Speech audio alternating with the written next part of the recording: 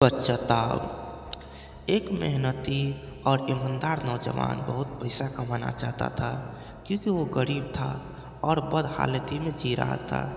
उसके सपना था कि वो मेहनत करके खुद का पैसा कमाए और एक दिन अपने पैसा की एक कार खरीदे। जब भी वो एक कार देखता तो उसे अपनी कार खरीदने का मन करता था। कुछ साल के बाद उसका अच्छी नौकरी लग गई, उसका शादी भी हो गई और कुछ ही वर्ष में वो एक बेटे का बाप भी बन गया।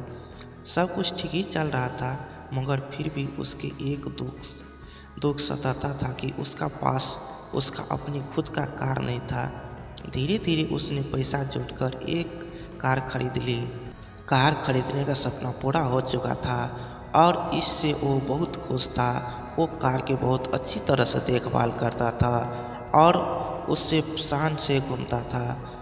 एक दिन रविवार को वो कार को रगड़ रगड़ के धो रहे थे, यहाँ तक कि गाड़ी के टायर के भी चमका रहा था। तो उसका 5 वर्षीय बेटा भी उसके साथ, बेटा भी पीते के आगे पीछे घूम घूम कर कार के सफाई होते देख रहा था।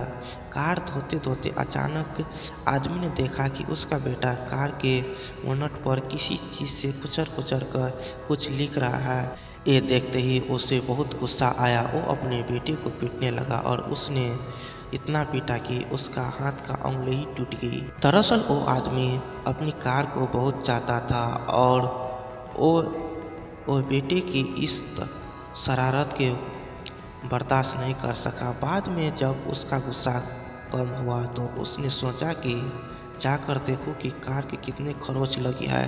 कार के पास जाकर देखते ही उसका होश उड़ गया। उसने खुद पर बहुत ही गुस्सा आया और फुट फुट के रोने लगा। कार पर उसका बेटे ने खरोंच कर लिखा था।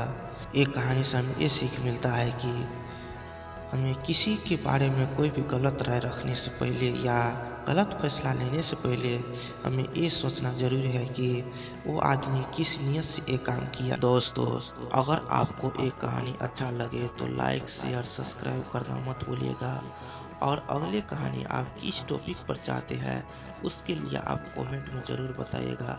तो चलिए आज का इस वीडियो से विदा लेते हैं, फिर मिलेंगे आपके अनुसार बताए कहानी के वीडियो में।